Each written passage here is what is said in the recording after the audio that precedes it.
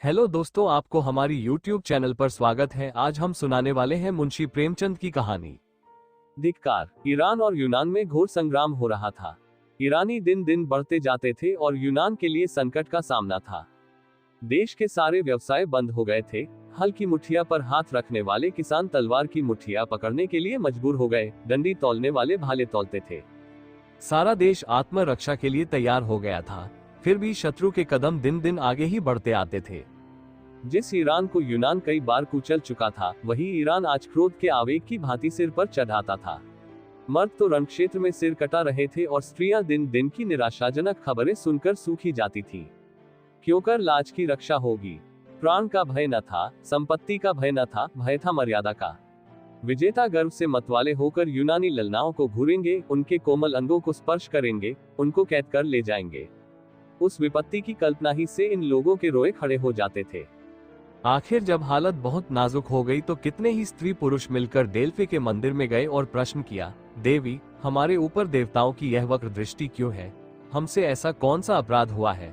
क्या हमने नियमों का पालन नहीं किया, कुर्बानियां नहीं की, व्रत नहीं रखे? फिर देवताओं ने क्यों हमारे सिरों से अपनी रक्षा का हाथ उठा लिया? पुजारिन ने कहा, देवताओं की असीम कृपा भी देश को द्रोही के हाथ से नहीं बचा सकती। इस देश में अवश्य कोई न कोई द्रोही है। जब तक उसका वध न किया जाएगा, देश के सिर से ये संकट न टलेगा। देवी, वो द्रोही कौन है? जिस घर से रात को गाने की ध्वनि आती हो, जिस घर से दिन को सुगंध की लपटें आती हो, जिस पुरुष की आंखों में मद की लाली झलकती हो, वही देश का द्रोही है। लोगों ने द्रोही का परिचय पाने के लिए और कितने ही प्रश्न किए, पर देवी ने कोई उत्तर न दिया। यूनानियों ने द्रोही की तलाश करनी शुरू की। किसके घर में से रात को गाने की आवाजें आती है? सारे शहर में संध्या होते स्यापा सा छा जाता था। अगर कहीं आवाजें सुनाई देती थी तो रोने की, हंसी और गाने की आवाज कहीं न सुनाई देती थी। दिन को सुगंध की लपटें किस घर से आती हैं? लोग जिधर जाते थे, किसे इतनी फुर्सत थी कि घर की सफाई करता, घर में सुगंध जलाता। धोबियों का अभाव था, अधिकांश लड़ने के लिए चले गए थे। कपड़े तक ना धुलते थे। इत्र फुलेल कौन मलता? किसकी आंखों में मद की लाली झलकती है?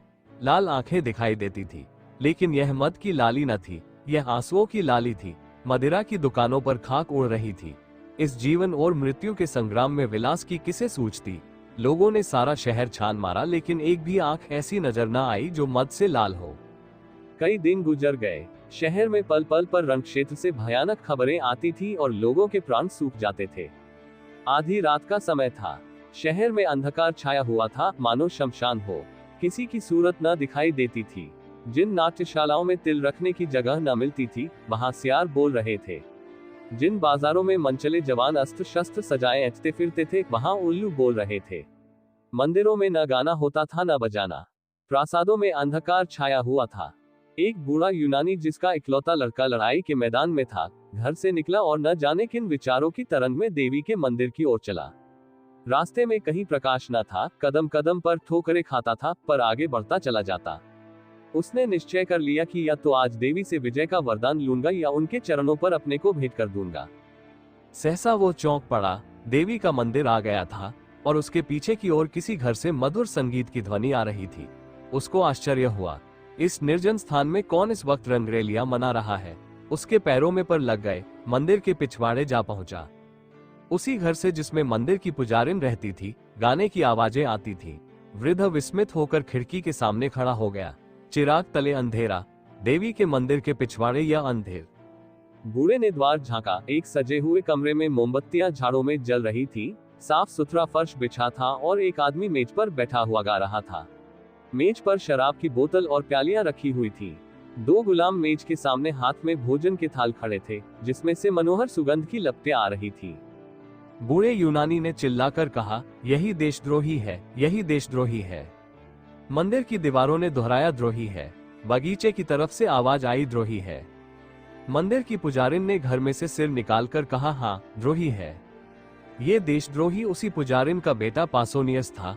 देश में रक्षा के जो उपाय सोचे जाते, शत्रुओं का दमन करने के लिए जो निश्चय किए जाते, उनकी सूचना यह ईरानियों को दे दिया करता था। सेनाओं की प्रत्येक गति की खबर ईरानियों को मिल जाती थी और उन प्रयत्नों को विफल बनाने के लिए वे पहले से तैयार हो जाते थे। यही कारण था कि यूनानियों को जान लड़ा देने पर भी विजय न होती थी। इसी कपट से कमाए हुए धन से वह भोग विलास करता था। उस समय जबकि देश में घोर संकट पड़ा हुआ था, उसने अपने स्वदेश को अपनी वासनाओं के लिए बेच दिया। अपने विलास के सिवा और किसी बात की चिंता न थी, कोई मरे या जिए, देश रहे या जाए, उसकी बला से। केवल अपने कुटिल स्वार्थ के लिए देश की गर्दन में गुलामी की बेड़ियां डलवाने पर तैयार था। पुजारिन अपने बेटे के दुराचरण से अनभिज्ञ थी। वो अपनी अंधेरी कोठरी से बहुत कम निकलती, वहीं बैठी जब तप किया करती थी, पर लोक चिंतन में उसे इहलोक की खबर न थी। मनेंद्रियों ने बाहर की चेतना को शून्य सा कर दिया था। वो इस समय भी कोठरी के द्वार बंद किए देवी से अपने देश के कल्याण के लिए वंदना कर रही थी कि सहसा उसके कानों में आवाज आई, यही द्रोही है, यही द्रोही है। उसने तुरंत द्वार खोलकर बाहर की ओर झांका। पासुनियम के कमरे से प्रकाश की रेखाएं निकल रही थी और उन्हीं रेखाओं पर संगीत की लहरें नाच रही थी। उसके पैर तले से जमीन सी निकल गई, कलेजा धक से हो गया। ईश्वर, क्या मेरा बेटा देशद्रोही है? आप ही आप, किसी अंतः प्रेरणा से पराभूत होकर वो चिल्ला उठी, हाँ, यही देशद्रोही है। यूनानी स्त्री पुरुषों के झुंड उमड़ पड़े और पासोनियस के द्वार पर खड़े होकर चिल्लाने लगे, यही देशद्रोही है। पासोनियस के कमरे की रोशनी ठंडी हो गई, संगीत भी बंद था, लेकिन द्वार पर प्रतिक्षण नगरवासियों का समूह बढ़ता जाता था और रह रहकर सहस्त्रों कंठों से ध्वनि निकलती थी, यही देशद्रोही है। लोगों ने मशालें जलाए और अपने लाठी डंडे संभाल कर मकान में घुस पड़े। कोई कहता था सिर उतार लो, कोई कहता था देवी के चरणों पर बलिदान कर दो, कुछ लोग उसे कोठे से नीचे गिरा देने पर आग्रह कर रहे थे। पासोनियस समझ गया कि अब मुसीबत की घड़ी सिर पर आ गई। तुरंत जीने से उतरकर नीचे की ओर भागा और कहीं शरण की आशा न देखकर देवी के मंदिर में जा घुसा। अब क्या किया जाए, देवी की शरण जाने वाले को अभय दान मिल जाता था। परंपरा से यही प्रथा थी, मंदिर में किसी की हत्या करना महापाप था। लेकिन देशद्रोही को इसने सस्ते कौन छोड़ता। भांति भांति के प्रस्ताव होने लगे। स्व का हाथ पकड़कर बाहर खींच लो, ऐसे देशद्रोही का वध करने के लिए देवी हमें क्षमा कर देंगी। देवी, आप उसे क्यों नहीं निगल जाती? पत्थरों से मारो, पत्थरों से, आप निकल कर भागेगा। निकलता क्यों नहीं रे काय? वहाँ क्या मुंह में कालिक लगाकर बैठा हुआ है? रात भर यही शोर मचा रहा और पासोनियस न निकला। आखिर यह निश्चय हुआ कि मंदिर की छत खोदकर फेंक दी जाए और पासोनियस दोपहर की धूप और रात की कड़ाके की सर्दी में आप ही आप पक जाए। बस फिर क्या था, आन की आन में लोगों ने मंदिर की छत और कलश ढा दिए। अभागा पासोनियस दिन भर तेज धूप में खड़ा रहा। उसे जोर की प्यास लगी, लेकिन पानी कहाँ, भूख लगी पर खाना कहाँ। सारी जमीन तवे की भांति जलने लगी, लेकिन छाह कहाँ। इतना कष्ट उसे जीवन भर में न हुआ था। मछली की भांति तड़पता था और चिल्ला चिल्ला कर लोगों को पुकारता था, मगर वहां कोई उसकी पुकार सुनने वाला न था। बार बार कसमें खाता था कि अब फिर मुझसे ऐसा अपराध न होगा, लेकिन कोई उसके निकट न आता था। बार बार चाहता था कि दीवार से टकराकर प्राण दे दे, लेकिन यह आशा रोक देती थी कि शायद लोगों को मुझ पर दया आ जाए। वह पागलों की तरह जोर जोर से कहने लगा, मुझे मार डालो, एक क्षण में प्राण ले लो, इस भांति जला जला कर न मारो। ओ हत्यारो, तुमको जरा भी दया नहीं। दिन बीता और रात भयंकर रात आई। ऊपर तारागण चमक रहे थे, मानो उसकी विपत्ति पर हंस रहे हो। ज्यों ज्यों रात बीतती थी, देवी विकराल रूप धारण करती जाती थी। कभी वह उसकी ओर मुंह खोलकर लपकती, कभी उसे जलती हुई आंखों से देखती। उधर क्षण क्षण सर्दी बती जाती थी। पासोनियस के हाथ पांव अकड़ने लगे, कलेजा कांपने लगा। घुटनों में सिर रखकर बैठ गया और अपनी किस्मत को रोने लगा। कुर्ते की खींचकर कभी पैरों को छिपाता, कभी हाथों को, यहाँ तक कि इस खींचातानी में कुर्ता भी फट गया। आधी रात जाते जाते बर्फ गिरने लगी। दोपहर को उसने सोचा गर्मी ही सबसे कष्टदायक है। ठंड के सामने उसे गर्मी की तकलीफ भूल गई। आखिर शरीर में गर्मी लाने के लिए एक हिम्मत सूझी। वह मंदिर में इधर उधर दौड़ने लगा, लेकिन विलासी जीव था, जरा देर में हौंफ कर गिर पड़ा। प्रातः काल लोगों ने किवाड़ खोले तो पासोनियस को भूमि पर पड़े देखा। मालूम होता था उसका शरीर अकड़ गया है। बहुत चीखने चिल्लाने पर उसने आंखें खोली, पर जगह से हिल न सका। कितनी दयनीय दशा थी, किंतु किसी को उस पर दया न आई। यूनान में देशद्रोह सबसे बड़ा अपराध था और द्रोही के लिए कहीं क्षमा न थी, कहीं दया न थी। एक अभी मरा है, दूसरा द्रोहियों को मौत नहीं आती, तीसरा पड़ा रहने दो, मर जाएगा, चौथा मक्र किए हुए है, पांचवा अपने किए की सजा पा चुका है, अब छोड़ देना चाहिए। सहसा पासोनियस उठ बैठा और उद्दंड भाव से बोला, कौन कहता है कि इसे छोड़ देना चाहिए? नहीं, मुझे मत छोड़ना, वरना पछताओगे। मैं स्वार्थी दूर। विषय भोगी हूँ, मुझ पर भूल कर भी विश्वास न करना। आह, मेरे कारण तुम लोगों को क्या क्या झेलना पड़ा, इसे सोचकर मेरा जी चाहता है कि अपनी इंद्रियों को जलाकर भस्म कर दूं। मैं अगर 100 जन्म लेकर इस पाप का प्रायश्चित करूं, तो भी मेरा उद्धार न होगा। तुम भूलकर भी मेरा विश्वास न करो, मुझे स्वयं अपने ऊपर विश्वास नहीं। विलास के प्रेमी सत्य का पालन नहीं कर सकते। मैं अब भी आपकी कुछ सेवा कर सकता हूँ। मुझे ऐसे ऐसे गुप्त रहस्य मालूम है, जिन्हें जानकर आप ईरानियों का संहार कर सकते हैं। लेकिन मुझे अपने ऊपर विश्वास नहीं है और आपसे भी यह कहता हूँ कि मुझ पर विश्वास न कीजिए। आज रात को देवी की मैंने सच्चे दिल से वंदना की है और उन्होंने मुझे ऐसे यंत्र बताए हैं जिनसे हम शत्रुओं को परास्त कर सकते हैं। ईरानियों के बढ़ते हुए दल को आज भी आन की आन में उड़ा सकते हैं। लेकिन मुझे अपने ऊपर विश्वास नहीं है। मैं यहाँ से बाहर निकलकर इन बातों को भूल जाऊंगा। बहुत संशय है कि फिर ईरानियों की गुप्त सहायता करने लगूं। इसलिए मुझ पर विश्वास न कीजिए। एक यूनानी देखो देखो क्या कहता है। दूसरा, सच्चा आदमी मालूम होता है। तीसरा, अपने अपराधों को आप स्वीकार कर रहा है। चौथा, इसे क्षमा कर देना चाहिए और यह सब बातें पूछ लेनी चाहिए।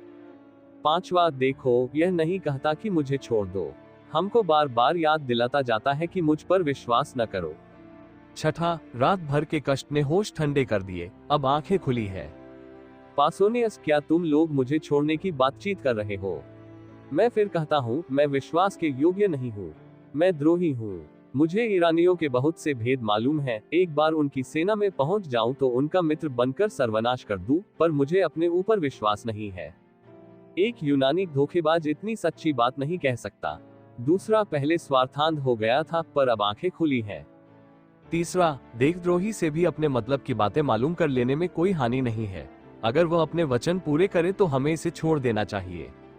चौथा, देवी की प्रेरणा से इसकी कायापलट हुई है।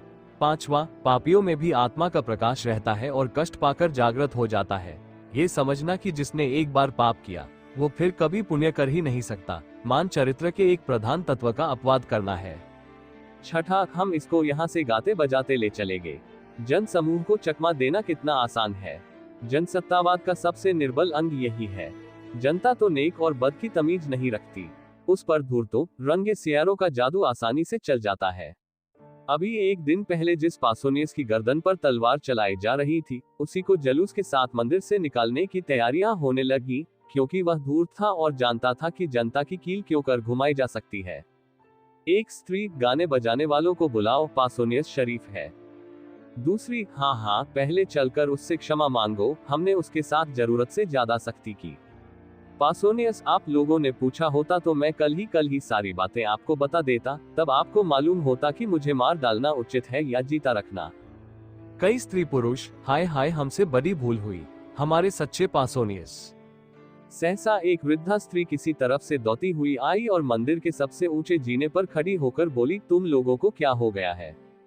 यूनान के बेटे आज इतने ज्ञान शून्य हो गए हैं कि झूठे और सच्चे में विवेक नहीं कर सकते।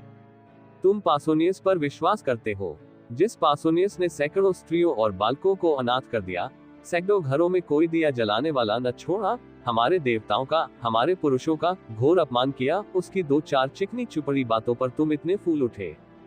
याद रखो, अब की पासोनियस बाहर निकला तो फिर तुम्हारी कुशल नहीं। यूनान पर ईरान का राज्य होगा और यूनी ललनाएं ईरानियों की कुदृष्टि का शिकार बनेंगी। देवी की आज्ञा है कि पासोनियस फिर बाहर न निकलने पाए। अगर तुम्हें अपना देश प्यारा है, अपनी माताओं और बहनों की आबरू प्यारी है, तो मंदिर के द्वार को चिन दो, जिससे देशद्रोही को फिर बाहर न निकलने और तुम लोगों को बहकाने का मौका न मिले। ये देखो, पहला पत्थर मैं अपने हाथों से रखती हूँ। लोगों ने विस्मित होकर देखा, यह मंदिर की पुजारिन और पासोनियस की माता थी। दम के दम में पत्थरों के ढेर लग गए और मंदिर का द्वार चुन दिया गया। पासोनियस भीतर दांत पीसता रह गया। वीर माता, तुम्हें धन्य है। ऐसी ही माता से देश का मुख उज्जवल होता है, जो देश हित के सामने मात्र स्नेह की धूल बराबर परवाह नहीं करती। उनके पुत्र देश के लिए होते हैं, देश पुत्र के लिए नहीं होता।